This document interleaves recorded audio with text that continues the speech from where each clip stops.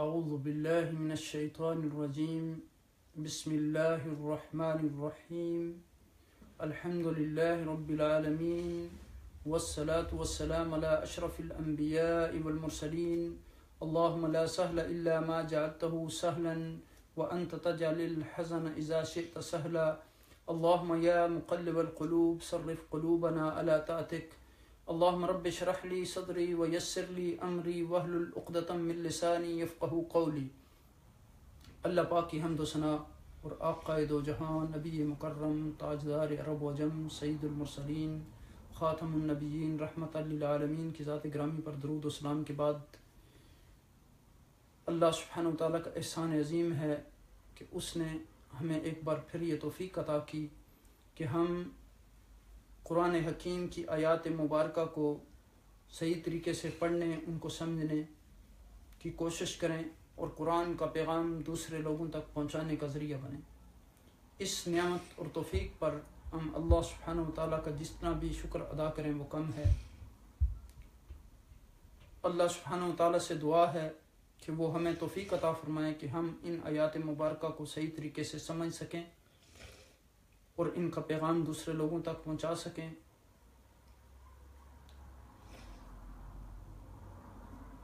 گزشتہ مجلس میں ہم نے سورہ بقرہ کی 72 آیات مکمل کر لی تھیں۔ آج انشاءاللہ 73 سے 75 تک کی آیات ہم مکمل کریں گے۔ سب سے پہلے ہم ان آیات مبارکہ کی تلاوت کر لیتے ہیں۔ اعوذ باللہ من الشیطان الرجیم بسم اللہ الرحمن الرحیم فَقُلْنَا اضْرِبُوهُ بِبَعْضِهَا كَذَلِكَ يُحْيِي اللَّهُ الْمَوْتَى وَيُرِيكُمْ آيَاتِهِ لَعَلَّكُمْ تَعْقِلُونَ ثُمَّ قَسَتْ قُلُوبُكُم مِّن بَعْدِ ذَلِكَ فَهِيَ كَالْحِجَارَةِ أَوْ أَشَدُّ قَسْوَةً وَإِنَّ مِنَ الْحِجَارَةِ لَمَا يَتَفَجَّرُ مِنْهُ الْأَنْهَارُ وَإِنَّ مِنْهَا لَمَا يَشَّقَّقُ فَيَخْرُجُ مِنْهُ الْمَاءُ وَإِنَّ مِنْهَا لَمَا يَهْبِطُ مِنْ خَشْيَةِ اللَّهِ وَمَا اللَّهُ بِغَافِلٍ عَمَّا تَعْمَلُونَ أَفَتَطْمَعُونَ أَن يُؤْمِنُوا لَكُمْ وَقَدْ كَانَ فَرِيقٌ مِّنْهُمْ يَسْمَعُونَ كَلَامَ اللَّهِ ثُمَّ يُحَرِّفُونَهُ مِن بَعْدِ مَا عَقَلُوهُ وَهُمْ يَعْلَمُونَ۔ صدق اللہ العظیم۔ اللہ پاک کے فضل اور احسان سے ہم نے سورہ بقرہ کی جن آیات مبارکہ کو تلاوت کرنے کا شرف حاصل کیا، یہ 73 سے 75 تک کی آیات ہیں۔ گزشتہ درس میں ہم نے جن آیات پر گفتگو کی تھی اس میں آپ کو یاد ہے کہ وہ بنی اسرائیل کے ایک شخص کا جو قتل ہوا تھا اور پھر اس کے قاتل کا پتہ نہیں چل رہا تھا، تو رب کائنات نے ان کو حکم دیا کہ آپ گائے کو ذبح کرو اور گائے کے گوشت کا ایک ٹکڑا اس مقتول کے ساتھ لگاؤ تو وہ آپ کو بتا دے گا کہ اس کا قاتل کون ہے۔ اور پھر آپ کو پتہ ہے کہ جب ان کو موسیٰ علیہ السلام نے گائے کو ذبح کرنے کا حکم دیا، چونکہ ان کے دلوں میں بچھڑے اور گائے کی محبت رچی بسی ہوئی تھی، تو وہ کہنے لگے کیا ہم گائے کو ذبح کر دیں۔ پھر طرح طرح کی انہوں نے حجتیں قائم کی، موسیٰ علیہ السلام کے ساتھ طرح طرح کی بحثیں کی، کبھی کہا گائے کیسی ہو، کبھی پوچھا اس کا رنگ کیسا ہو، کبھی کہا کہ اب مشتبہ ہو گئی ہے ہمیں بتایا جائے کہ یہ گائے کیسی ہو۔ تو پھر فرمایا کہ فَقُلْنَا اضْرِبُوهُ بِبَعْضِهَا كَذَلِكَ يُحْيِي اللَّهُ الْمَوْتَى وَيُرِيكُمْ آيَاتِهِ لَعَلَّكُمْ تَعْقِلُونَ، یعنی واقعہ جس کی وجہ سے گائے کو ذبح کرنے کا کہا گیا تھا، ہم نے کہا اس کا بعد اس پر مارو، كَذَلِكَ يُحْيِي الْمَوْتَى، اللہ اسی طرح مردوں کو زندہ کر دے گا، یعنی جیسے اس مقتول کو زندہ کر دیا گیا، کیونکہ کہا جاتا ہے کہ جو ہی گائے کا وہ ٹکڑا اس کے ساتھ لگایا گیا تو وہ اٹھ کر بیٹھ گیا اور اس نے اپنے مقتول کے بارے میں، یعنی مقتول نے قاتل کے بارے میں بتا دیا۔ تو اس واقعہ سے اللہ تعالیٰ بنی اسرائیل کو یہ سبق سکھانا چاہتے تھے کہ آپ کا جو آخرت پر کمزور ایمان ہے، یعنی آپ کا ایمان آخرت کے معاملے میں کمزور ہو چکا ہے، تو اس واقعہ سے سبق سیکھو کہ قیامت کے دن بھی ہم اسی طرح لوگوں کو اٹھائیں گے جس طرح اس کو ہم نے زندگی دے دی۔ وَيُرِيكُمْ آیاتہ، اور وہ دکھاتا ہے تم کو اپنی نشانیاں، لعلکم تعقلون، تاکہ تم عقل سے کام لو، یعنی تم سمجھ جاؤ، تم بات کی حقیقت کو پہنچ جاؤ، غور و فکر کرو۔ تو گائے کے واقعہ سے ہمیں بہت سے سبق ملتے ہیں، جن میں سے ایک یہ ہے کہ انسان کو اللہ سبحانہ تعالیٰ کا کوئی بھی اگر شرعی حکم اللہ سبحانہ تعالیٰ دیتے ہیں تو اس کو سیدھے طریقے سے مان لینا چاہیے، اس میں طرح طرح کی بحثیں نہیں کرنی چاہیے، اس میں الجھنا نہیں چاہیے۔ یعنی دین میں بہت زیادہ حجت بازی جو انسان کرتا ہے اس سے پھر مشکلات ہوتی ہیں۔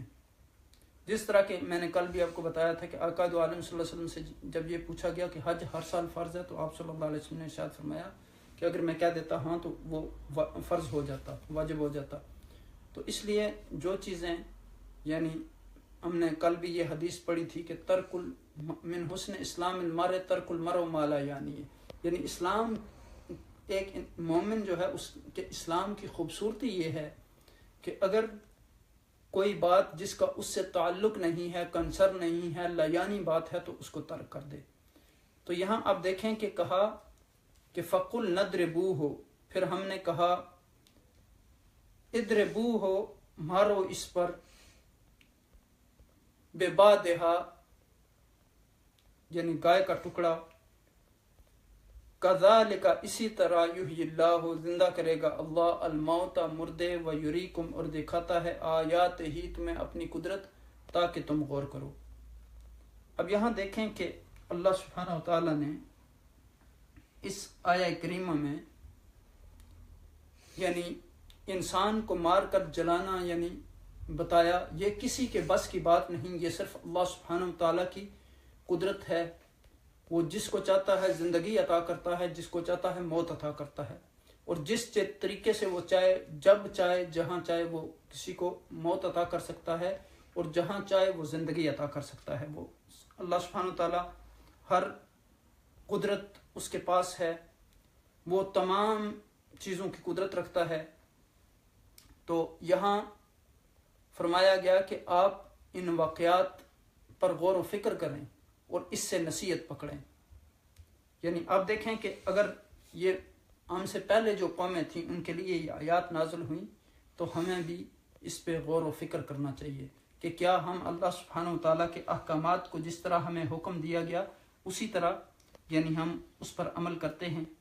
اب دیکھیں کہ یہاں اگر ہم اس آیہ مبارکہ پر غور کریں کہ قاتل کے دوبارہ جی اٹھنے کے استدلال کرتے ہوئے اللہ تعالیٰ روز قیامت تمام انسانوں کو دوبارہ زندہ کرنے کی قدرت کا اعلان فرما رہے ہیں۔ قیامت والے دن دوبارہ مردوں کا زندہ ہونا منکرین قیامت کے لیے ہمیشہ حیرت اور استعجاب کا باعث رہا ہے۔ اس لیے اللہ تعالیٰ اس مسئلے کو قرآن کریم کی مختلف جگہوں میں مختلف اسلوب اور پیرائے میں بیان فرما رہے ہیں۔ سورہ بقرہ میں ہی اللہ تعالیٰ نے اس کی 5 مثالیں بیان کی ہیں۔ پہلے فرمایا ثم بعثناکم من بعد موتکم لعلکم تشکرون، پھر دوسری مثال میں یہی قصہ،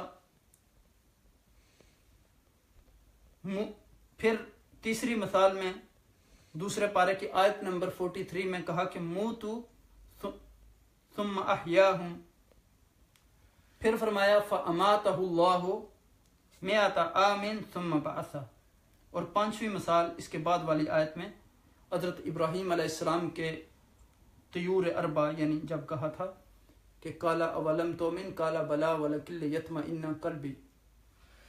تو اب دیکھیں کہ یہاں اللہ سبحانہ وتعالی نے یعنی اپنی قدرت کاملہ کا اظہار فرمایا، اور یہ بنی اسرائیل کے لیے ایک نصیحت تھی کہ ایک اتنا बड़ा मुआवजा देख कर अल्लाह सुब्हानहू व तआला ने एक मुर्दे को उनके सामने, उनकी आंखों के सामने गोश्त के टुकड़ा लगा देने से जिंदा किया, तो अब उन्हें चाहिए था कि वो अपनी तमाम गलतियों पे, अपनी तमाम कोताहियों पे, अपनी तमाम वो बहसें जो हज़रत मूसा अलैहिस्सलाम के साथ उन्होंने की थी, तमाम वो बार बार जो हुज्जतें की थी, तो उससे माफ़ी मांग लेते। लेकिन अब देखें कि बाद की आयत में जो है वो इनकी वही रवश जो है वो ख़त्म नहीं हुई, यानी वही चीज़ इनकी चल रही है अभी भी।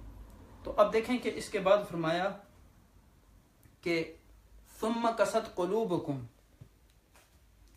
फिर सख्त हो गए क़ुलूबुकुम तुम्हारे दिल, मिन बाद ज़ालिका इसके बाद, फ़हिया पस ये कल हिजारा पत्थर की तरह हो गए, और अशद्दु कसवा या उससे भी ज़्यादा सख्त, व इन्न मिनल हिजारते और पत्थरों में से भी बाद पत्थर ऐसे हैं कि लमा यतफज्जरु मिनहुल अनहार के जो ऐसे हैं कि जिनसे फूट पड़ते हैं दरिया, व इन्न मिनहा और इनमें से बाज ऐसे हैं लमा यशक्कको जो फट जाते हैं, फयखरुज मिनहुल मा और उनसे पानी निकल पड़ता है, व इन्न मिनहा और इनमें से कुछ ऐसे भी हैं जो कि लमा यहबितु मिन खशियतिल्लाह वो अल्लाह के डर से यानी गिर पड़ते हैं, वमल्लाहु बिगाफिलिन अम्मा तामलून और अल्लाह सुब्हानहू व तआला गाफिल नहीं है तुम्हारे अमाल से, यानी जो तुम करते हो।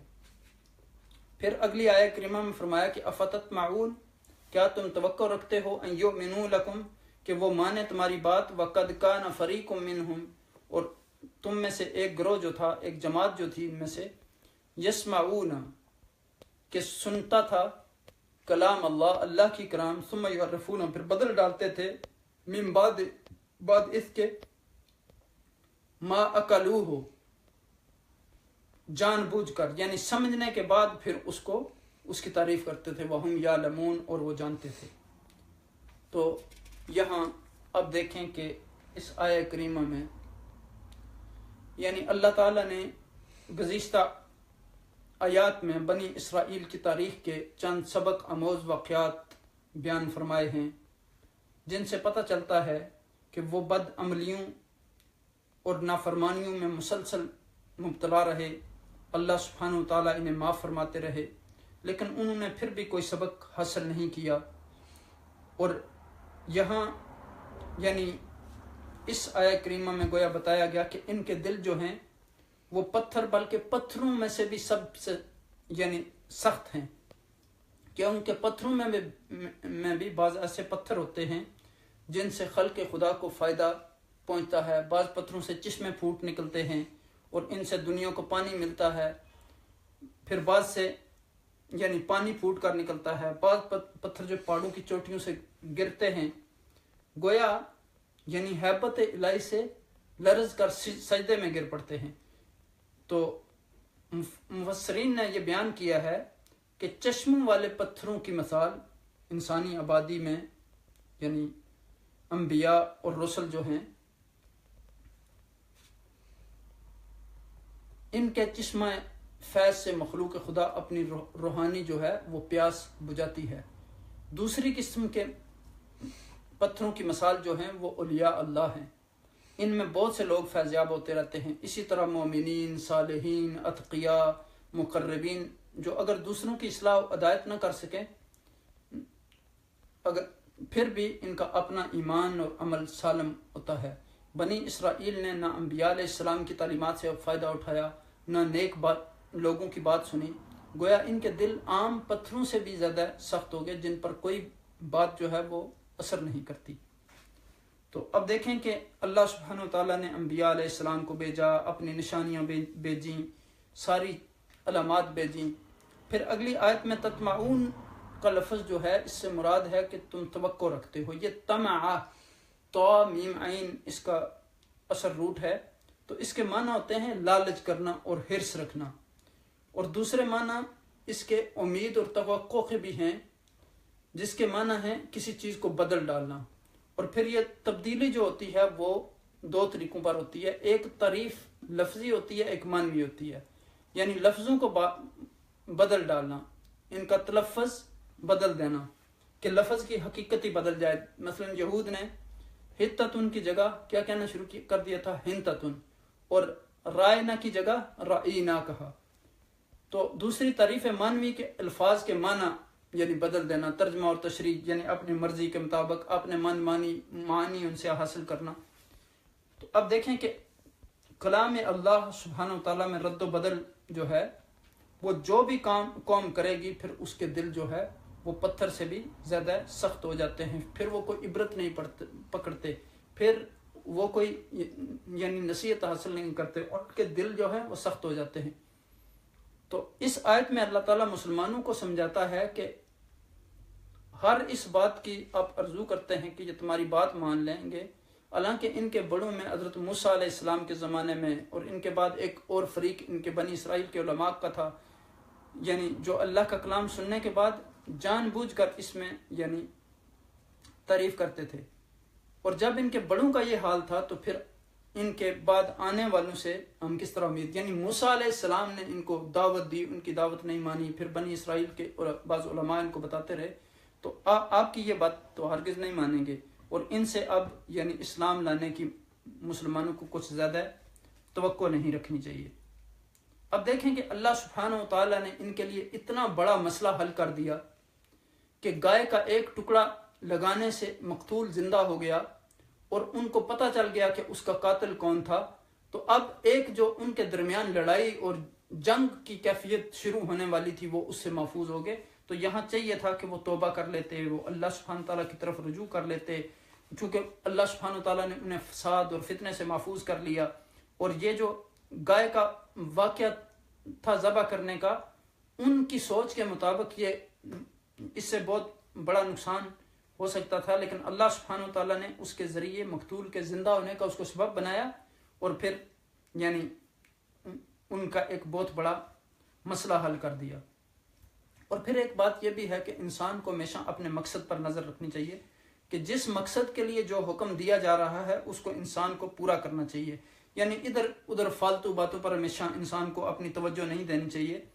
اور پھر سب سے بڑا سبق جو اس آیہ کریمہ میں ہے وہ یہ ہے کہ قیامت کے دن اللہ سبحانہ وتعالی ہم سب کو دوبارہ زندہ کرنے والا ہے، اور ایک ایک چیز کو اللہ سبحانہ وتعالی کھول کر بیان کر دے گا. جو بھی کسی نے کیا تو اللہ سب کو یعنی اس رسوائی سے بچائے. آپ دیکھیں کہ فَمَن يَعْمَلْ مِثْقَالَ ذَرَّةٍ خَيْرًا يَرَهُ وَمَن يَعْمَلْ مِثْقَالَ ذَرَّةٍ شَرًّا يَرَهُ.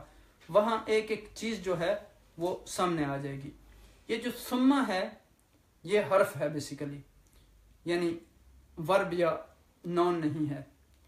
پھر یعنی آپ دیکھیں کہ قصد، یہ قاسی القلب جو ہے یہ ہم اردو زبان میں بھی استعمال کرتے ہیں، اسی سے قساوت قلب یعنی سختی کے لیے استعمال ہوتا ہے، اور خصوصاً ایسی سختی کے لیے استعمال ہوتا ہے جو دلوں کی سختی ہوتی ہے. تو اگر ہم یعنی عام لفظوں میں اس کا معنی بیان کرنا چاہیں تو اس کا مطلب یہ ہے کہ وہ دل جس میں خدا کا خوف نہ ہو، جس میں خدا کا ڈر نہ ہو، جس میں خدا کی خشیت نہ ہو. اور اس کا جو اپوزٹ ہوتا ہے وہ نرمی ہوتا ہے. نرم دل کیسا ہوتا ہے؟ ہر کسی کی تکلیف، ہر کسی کی پریشانی، ہر کسی کی مصیبت، ہر کسی کے دکھ، ہر کسی کی پریشانی کو وہ محسوس کرتا ہے. اور پریشانی اور دکھ محسوس کرنے کا مطلب یہ ہے کہ انسان کسی کو غم میں دیکھ کر، کسی کو پریشانی میں دیکھ کر اس کی مدد کے لیے آئے. اب دیکھیں کہ اللہ کے رسول صلی اللہ علیہ وسلم نے فرمایا کہ شیئین لیس افضل منہما، دو چیزیں ایسی ہیں کہ جن سے بڑھ کے کوئی اور بہتر چیز نہیں ہے. فرمایا کہ پہلی چیز یہ ہے کہ الایمان باللہ، اللہ تعالیٰ پر ایمان لانا. دوسری چیز بیان فرمائی کہ والنفع بالمسلمین، اور مسلمانوں کو نفع پہنچانا. تو اب دیکھیں کہ اس کی کتنی اہمیت ہے، دوسروں کا احساس کرنا. اور پھر عقائد جہاں نبی اکرم صلی اللہ علیہ وسلم نے فرمایا کہ ما دام العبد فی عون اخی کان اللہ فی عون، جب تک مسلمان اپنے بھائی کی مدد میں رہتا ہے اللہ سبحانہ تعالیٰ اس کی ضرورتوں کو پورا کرتے رہتے ہیں. تو اب دیکھیں کہ جب انسان کے اندر تکبر آتا ہے، غرور آتا ہے، تو یہ دلوں کی قساوت کا سبب بن جاتا ہے. اور جن کے دلوں میں سختی ہوتی ہے پھر دوسرے بندوں کو کتنی تکلیف ہوتے رہے، کتنی پریشانی ہوتی رہے، ان پر مصیبتوں کے پہاڑ ٹوٹ جائیں، لیکن اس بندے کو کوئی اس پر اثر نہیں ہوتا. اور یہ انسان کی شقاوت کی علامت ہوتی ہے، بدبختی کی علامت ہوتی ہے. کہ کسی کے اوپر کسی کا دکھ اور مصیبت دے کر اس کے اوپر کوئی اثر نہ ہو۔ اب دیکھیں کہ یہاں رب کائنات فرماتے ہیں کہ ثم قست قلوبکم، یعنی اس سارے واقعہ کے بعد، یعنی یہ گائے کا واقعہ آپ نے دیکھا، سارے یہ معجزات دیکھے، تو اس کے بعد انہیں تو یہ چاہیے تھا کہ آپ دل نرم ہو جاتے، لیکن آپ کے دل اور سخت ہو گئے۔ یعنی کب سخت ہوئے؟ جب بنی اسرائیل نے یہ سارا دیکھا۔ یعنی تو اب دیکھیں کہ ہم نے پچھلا واقعہ یہ گائے کا بڑا تفصیل سے پڑھا ہے، اور اس واقعہ میں ہمیں غور و فکر کرنے کی ضرورت ہے۔ یعنی کہ کہیں ایسا تو نہیں ہے کہ ہمارے اندر بھی وہی ان جیسی کوئی خاصیات یا خصوصیات موجود ہیں جس کی وجہ سے اللہ نہ کرے کہ ہمارے دلوں میں بھی سختی آئے۔ یعنی اب دیکھیں کہ آج کے زمانے میں بھی اگر دیکھیں آپ تو اکثر لوگوں کا خیال یہ ہوتا ہے کہ جو دیندار لوگ ہوتے ہیں ان کے دل بہت سخت ہوتے ہیں۔ اب دیکھیں کہ جو تو حقیقی دیندار لوگ ہوتے ہیں، جن کے دلوں میں اللہ کا خوف ہوتا ہے، اللہ کا ڈر ہوتا ہے، وہ اللہ کی اطاعت کرنے والے ہوتے ہیں، رسول صلی اللہ علیہ وسلم کی اطاعت کرنے والے ہوتے ہیں، ان کے دل تو نرم ہوتے ہیں۔ لیکن اب دیکھیں کہ ویسے قرآن پاک میں بھی آتا ہے کہ والذین آمنوا اشد حبا للہ، اور پھر کہا کہ محمد رسول اللہ والذین معه اشداء علی الکفار رحماء بینہم، یعنی وہ آپس میں بڑے نرم دل ہوتے ہیں۔ تو اب دیکھیں کہ بعض اوقات کیا ہوتا ہے پرابلم، کہ بعض لوگ صرف دینداری کا اپنے اوپر خول چلا رہتے ہیں، اور بعض چند رسمیات کو لے کر وہ سمجھتے ہیں کہ سارا دین یہی ہے۔ اب تو پھر چونکہ وہ نیچرل دین نہیں ہوتا، ان کے دلوں میں نہیں ہوتا، وہ انہوں نے دین کا لبادہ اڑا ہوتا ہے، تو اس سے ان کے دل سخت ہوتے ہیں۔ اب دیکھیں کہ جب تھوڑا آدمی دیندار ہو جاتا ہے اور وہ سمجھتا ہے کہ اب میں دیندار ہوں، تو چونکہ دل کے اندر سے اس کی تبدیلی نہیں ہوتی، جیسے سورہ حجرات میں رب کائنات نے کہا کہ قالت الاعراب آمنا قل لم تؤمنوا ولکن قولوا اسلمنا، تو ایمان جو ہے یہ بڑا اعلیٰ درجہ ہے۔ تو اب دیکھیں کہ یہ یعنی اندر کی کشمکش کچھ اور ہوتی ہے، باہر کی کچھ اور ہوتی ہے، تو پھر وہ یعنی جو اصل یعنی نرمی پیدا کرنے والی چیز ہے دلوں میں، چونکہ وہ نہیں ہوتی، صرف لبادہ اڑا ہوتا ہے، تو اس وجہ سے اندر سے تبدیلی نہیں آتی۔ جب انسان کے دل میں تقویٰ ہوتا ہے تو اس کے دل میں نرمی آتی ہے، چونکہ اس کو حقیقت پتہ ہوتی ہے، یعنی اس کے دل میں تکبر نہیں ہوتا، وہ ہمیشہ تواضع کرتا ہے، وہ ہمیشہ اللہ کے سامنے جھکتا ہے، وہ سجدہ کرتا ہے، وہ لوگوں کو اپنے سے بہتر سمجھتا ہے۔ من تواضع للہ رفع اللہ، جو اللہ سبحانہ تعالیٰ کے لیے تواضع کرتا ہے تو اللہ سبحانہ تعالیٰ اس کو اور زیادہ بلند مرتبہ دیتے ہیں۔ تو لیکن بعض اوقات ایسا بھی ہوتا ہے کہ یعنی اب دیکھیں کہ نبی اکرم صلی اللہ علیہ وسلم رحمۃ للعالمین تھے، یعنی آپ سب سے بڑھ کر نرم مزاج تھے۔ تو اب بعض اوقات آپ دیکھتے ہیں کہ بعض لوگوں کے پاس بہت زیادہ علم ہوتا ہے، لیکن ان کے اندر جتنا علم زیادہ ہوتا جاتا ہے اتنا ہی ان کے اندر تکبر اور یہ سختی زیادہ آتی جاتی ہے۔ تو جب انسان انکار کرتا ہے، جتنی بھی آسمانی کتابیں ہیں، آسمانی کتابوں کے حامل لوگ جو ہیں، وہ اگر اللہ کی آیات سے انکار کریں گے تو ان کے دلوں میں جو ہے وہ سختی پیدا ہو جائے گی۔ اب دیکھیں کہ یہاں یہ گائے کو ذبح نہیں کرنا چاہتے تھے، لیکن جب گائے انہوں نے ذبح کر لی تو اب ان کا مسئلہ حل ہو گیا۔ یعنی اگر وہ پتہ نہ چلتا تو وہ ایک دوسرے پر شک کرتے، اس سے لڑائیاں جھگڑیاں ہوتی ہیں، اس سے جنگ شروع ہو جاتی، بہت سارے لوگ قتل ہوتے، فساد ہوتا، فتنہ ہوتا، تو اللہ سبحانہ و تعالیٰ نے ان سب چیزوں سے ان کو بچا لیا۔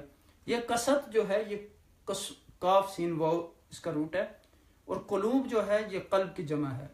من بعد ذالک فہی کالحجارہ، یعنی حجر او اشد، یعنی یہ شد جو ہوتا ہے نا اور مد، یہ اسی سے ہے اشد۔ اور پھر ایک اور جگہ بھی ہے اشد عداوۃ للذین آمنوا بالیہود۔ تو حرکات وَإِنَّ مِنَ الْحِجَارَةِ لَمَا يَتَفَجَّرُ، یعنی یتفجر کا معنی ہوتا ہے کہ پھٹنا، منہ الانہار، یعنی اس سے نہریں پھوٹ پڑتی ہیں۔ اور پھر کچھ دل ایسے ہوتے ہیں کہ جو پھٹ پڑتے ہیں اور ان سے پانی نکلتا ہے، اور کچھ اللہ کے ڈر کی وجہ سے گر پڑتے ہیں۔ تو اللہ سبحانہ تعالیٰ کہتے ہیں کہ اللہ سبحانہ تعالیٰ آپ کی کسی چیز سے بھی غافل نہیں ہے۔ یعنی افتطمعون جو یہ لفظ استعمال ہوا، یہ طا عین میم اس کا اصل روٹ ہے، اور اس کا معنی یہ ہے کہ لالچ، امید، ان یؤمنوا لکم قد کان فریق، یؤمنو یہ امانہ سے ہے، حمزہ میم نون، اور فریق فا را قاف، منہم یسمعون سمع یسمع یعنی سمع کلام اللہ، یعنی اللہ کی کلام کو سنتے ہیں. ثم یحرفون حرف یحرف تعریف، حرف اسی سے ہے. حرف کے لفظی معنی ہوتے ہیں کنارہ، تو اس سے یہاں مراد کیا ہے کہ یہ اللہ کی باتوں کو کنارے پہ رکھ دیتے تھے، ایک سائڈ پہ رکھ دیتے تھے، ایک طرف پہ رکھ دیتے تھے. جس طرح آپ نے دیکھا کہ بعض آیات جو ان کے مطلب کی نہیں ہوتی تھی ان پر وہ ہاتھ رکھ لیتے تھے، ان کو چھپا لیتے تھے یا پڑھتے نہیں تھے، تو اس طرح وہ یعنی اس میں تعریف کرتے تھے. اور کساوت ایسی موٹائی کو کہتے ہیں جس میں سختی بھی ہو اور رختگی بھی ہو، یعنی عام معنوں میں سخت ہو گئے ان کے دل. یعنی کس کے دل؟ بنی اسرائیل کے دل. من بعد ذالک، اس سے مراد کیا ہے؟ گائے والے واقعہ کے بعد. فہیا، بس وہ دل، کل حجارہ، پتھر کی طرح. کاف سے مراد یہاں مانند ہے، مثل، طرح، حجارہ پتھر، اور وہ دل پتھروں کی طرح سخت ہو گئے. یعنی اب دیکھیں کہ یہاں جو او کا لفظ ہے یہ دو معنوں میں استعمال ہوتا ہے. ایک تو متصلہ ہوتا ہے اور ایک منقطع ہوتا ہے. متصلہ اگر ہم یہاں مراد لیں اس کا تو اس صورت میں یعنی جو جڑا ہوا ہو، تو اس صورت میں ترجمہ یہ ہوگا کہ جڑا ہوا. تو اگر منقطع ہو یعنی کٹا ہوا تو پھر یہاں اس کا ترجمہ ہوگا بلکہ. تو یہاں اس کا مناسب ترجمہ جو ہے وہ بلکہ، یعنی او اشد ہو، یعنی اشد جو ہے یہ اسم تفضیل کا صیغہ ہے، یعنی شدید ترین. تو اردو میں بھی اشد کا لفظ استعمال ہوتا ہے، تو یعنی اشد ضرورت. کسوہ یہ سخت کے لحاظ سے، کسا یکسو کا یہ مصدر ہے. وَإِنَّ، اور بے شک، من الحجارت، پتھروں میں سے کچھ پتھر ایسے ہیں، یتفجر، فجر یفجر تفجیر، یہ یعنی فجر بھی اسی سے ہے، چونکہ فجر بھی اندھیرے سے روشنی لے کے آتی ہے، پھوٹتی ہے، تو پھوٹنا، جاری ہونا. من ہو، اس سے پتھر، اس پتھر سے کیا؟ انہار، دریا. تو بعض پتھروں میں سے کیا ہوتا ہے؟ وہ دریا نکل پڑتے ہیں. وَإِنَّ مِنْهَا، اور ان بعد میں سے کیا ہوتا ہے؟ لما، البتہ جو یہ شک کو شک ہو جاتے ہیں. شک کا یہ شک کو پھاڑنا، چیرنا، یعنی کریک ہو جانا. شک القمر، جس طرح سینہ شک ہو گیا، پھٹنے کے معنوں میں پھٹ پڑتے ہیں. فیخرج منہ، تو پھر نکل آتا ہے اس سے الماء، پانی.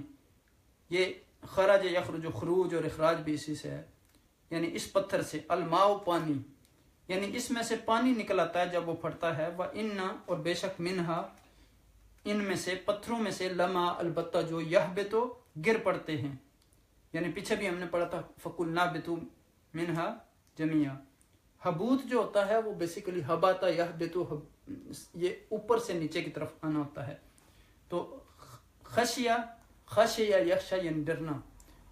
اب دیکھیں کہ عام ڈر اور خشیت میں فرق ہوتا ہے. خوف جو ہوتا ہے وہ عام ڈر ہوتا ہے، اور خشیت جو ہوتا ہے اس ڈر کو کہتے ہیں جس میں علم بھی ہوتا ہے، یعنی وہ ڈر جو علم پر مبنی ہوتا ہے، یعنی نالج بیسڈ. خشیت اللہ، اللہ کے ڈر سے. وَمَا اللَّهُ، اور نہیں ہے اللہ، بغافل، غافل. یہاں با جو ہے وہ زائد ہے، یعنی تقید کے لیے آیا ہے. غافل یہ فاعل کے وزن پر ہے، اردو میں بھی استعمال ہوتا ہے غافل. وَمَا اللَّهُ بغافل، اور نہیں ہے اللہ غافل، اما، اس سے جو، تعملون، تم کرتے ہو. عمل روٹ اس کا ہے عین میم لام، تعملون کا. اور تا جو ہے یہ مخاطب کی علامت ہے، اور واو نون جو ہے یہاں جمع کی علامت ہے، یعنی تم تما رکھتے ہو. اور امزہ جو ہے یعنی یہ امزہ استفہام ہے، یعنی سوالیہ، یہاں سوال کیا جا رہا ہے. اور مراد اس سے انکار ہے کہ یہ مت تما رکھو. یتمعون، یتمعون کا لفظ جو ہے یہ طمع یتمع سے ہے، تا میم عین، اور اس کا روٹ ہے طمع، امید کرنا، توقع کرنا، لالچ کرنا. افتطمعون، کیا بلا تم طمع رکھتے ہو، امید رکھتے ہو. کس سے کہا جا رہا ہے؟ مسلمانوں سے. ان یؤمنوا، کہ وہ ایمان لائیں گے. کون؟ آل الکتاب، یعنی بنی اسرائیل. لکم، تمہارے لیے. اور یہاں ایمان یعنی تصدیق کے معنوں میں ہے کہ وہ تمہاری تصدیق کریں گے، کنفرم کریں گے. یعنی تمہارے طریقے کو وہ قبول کر لیں گے. حالانکہ یہاں یعنی جو واو ہے اس کا ترجمہ بلکہ کیا جائے گا. حالانکہ اس حال میں کہ جب حال یہ ہے قد تحقیق کانا ہے فریقن ایک گروہ یعنی پارٹی، اس سے مراد یعنی علماء بنی اسرائیل ہیں، منہم ان میں سے یعنی بنی اسرائیل میں سے، یسمعون وہ سنتے ہیں، سمع یسمعو یہ یا جو ہے یہ غائب کی علامت اور واو نون جہاں جمع کی علامت ہے. وہ سنتے ہیں کلام اللہ، اللہ کا کلام، یعنی اللہ کا کلام سے مراد یہاں یا تو تورات ہے اور یا پھر وہ کلام ہے جو اللہ سبحانہ وتعالیٰ نے سینا کے مقام پر یعنی موسیٰ علیہ السلام سے کیا. تو پیچھے بھی ہم نے پڑھا تھا جو 70 لوگ موسیٰ علیہ السلام کے ساتھ گئے تھے. تو اب دیکھیں کہ ثم پھر یحرفون وہ اس میں تعریف کر دیتے ہیں. یحرفون حرف یحرف تعریف یعنی لفظی معنی ہوتا ہے تبدیل کرنے کا، یعنی ایک طرف مائل ہو جانا.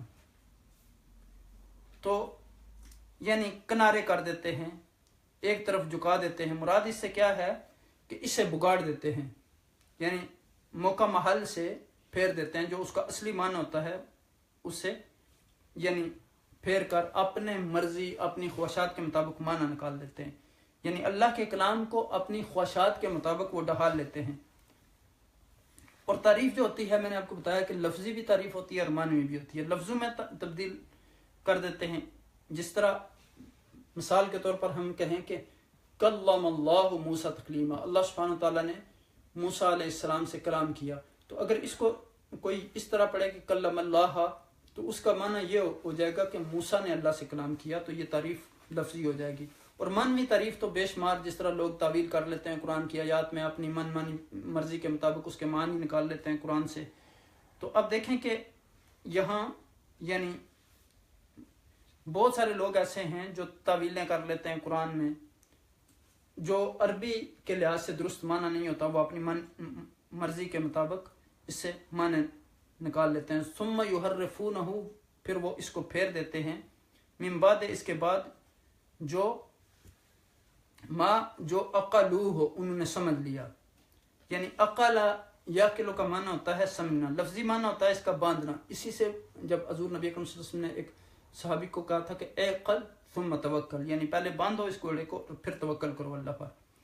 تو اب دیکھیں کہ یعنی باندھ لیا یعنی اس کو سمجھ لیا، ان کی دسترس مضبوط ہو گئی اس پر. تو یہاں ہو سے مراد جو ہے اقلو ہو، یہ کلام کو سمجھ لینے کے بعد اس میں تعریف کرتے ہیں، اس کا یعنی اپنی مرضی کے مطابق اس کا معنی نکال لیتے ہیں. وَهُمْ يَعْلَمُونَ حالانکہ وہ علم رکھتے ہیں، جانتے ہیں، ان کو معلوم ہے، یہ جان بوجھ کر ایسا کرتے ہیں. تو پھر اب دیکھیں کہ یہاں ان کے دل جو ہیں تھے بنی اسرائیل کے وہ سخت ہو گئے. اللہ سبحانہ و تعالیٰ کی نشانیوں کو دیکھنے کے باوجود مردہ کو زندہ ہوتے ہوئے بھی دیکھا، تو لیکن ان کے رویے نہ بدلے اور اللہ سبحانہ و تعالیٰ کی انہوں نے قدردانی نہ کی، نعمتوں کی. تو کسی بھی امت میں جو اس آسمانی کتاب کی حامل ہوتی ہے، اگر وہ اللہ کی آیات کی تکذیب کرتی ہے، اس پر عمل نہیں کرتی، تو ان کے دل سخت ہو جاتے ہیں اور جب وہ اللہ کی نشانیوں پر غور نہیں کرتے. اب دیکھیں کہ گائے ذبح کی گئی تو مقتول زندہ ہو گیا، تو اب ان کو چاہیے تھا کہ توبہ کر لیتے، موسیٰ علیہ السلام سے معافی مانگتے جو ان کو پریشان کیا تھا. تو چونکہ جب اس طرح کی دلوں کے اندر تنگی آتی ہے تو پھر نیکی کا جذبہ ختم ہو جاتا ہے، بے حسی پیدا ہو جاتی ہے. تو اب دیکھیں کہ آیات دو طرح کی ہوتی ہیں، ایک کونی اور ایک شرعی. تو اب دیکھیں کہ حضور کونی آیات جس طرح زلزلہ ہے، طوفان ہے، اندھیاں ہیں، بے شمار اس طرح کی قدرتی آفات ہیں، تو جو لوگ عقل والے ہیں، مومنین ہیں، متقین ہیں، وہ تو اس سے عبرت لیتے ہیں. اور یہ ہوتا بھی اسی لیے ہے تاکہ اللہ سبحانہ وتعالیٰ اپنے بندوں کی توجہ اپنی طرف مبذول کروائیں. لیکن بعض لوگ جو ہیں وہ کہتے ہیں عذاب تو آتے رہتے ہیں، اندھیاں ویسے پہلے بھی آتی تھیں، طوفان آتا تھا. اب دیکھیں کہ نبی اکرم صلی اللہ علیہ وسلم کا طریقہ کیا تھا کہ جب سورج گرہن ہوتا، چاند گرہن ہوتا، بارش نہ ہوتی، کوئی بھی تنگی ہوتی، کسی مارکے میں ہوتے، تو فوراً اللہ کی طرف رجوع کرتے. تو اب دیکھیں کہ جو اللہ کا خوف رکھنے والا بندہ ہے، جس کے دل میں اللہ کا خوف ہوتا ہے، وہ اللہ کی ہر نعمت دیکھ کر اس کو اللہ یاد آتا ہے. مثلا سورج کو دیکھتا ہے تو اللہ یاد آتا ہے, چاند کو دیکھتا ہے تو اللہ یاد آتا ہے, سورج کو نکلتے ہوئے دیکھتا ہے تو اللہ یاد آتا ہے, سورج کو غروب ہوتے ہوئے, چاند کو دیکھ کر, آسمان کو دیکھ کر, زمین کو دیکھ کر, پرندوں کو دیکھ کر, پہاڑوں کو دیکھ کر, ستاروں کو دیکھ کر, ہر چیز کو دیکھ کر اللہ یاد آتا ہے. تو پھر ان کے دل جو ہیں وہ نرم ہو جاتے ہیں. لیکن جو اللہ کی آیات پر غور نہیں کرتے, اب دیکھیں کہ قرآن حکیم میں بھی ہمیں بتایا گیا, جب یعنی نجاشی کے سامنے قرآن کی آیات پڑھی گئی تھی تو اب دیکھیں کہ اس کی آنکھوں سے آنسو جاری ہو گئے تھے.